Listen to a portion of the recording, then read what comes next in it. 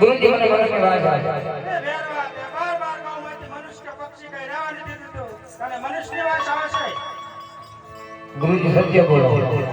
જા આપણે પરણકોટમાં જઈને આટો હરી જા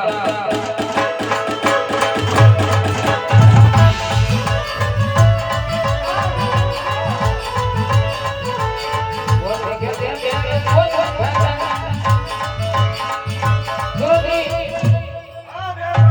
મોદી નામ કેમ નથી આવતો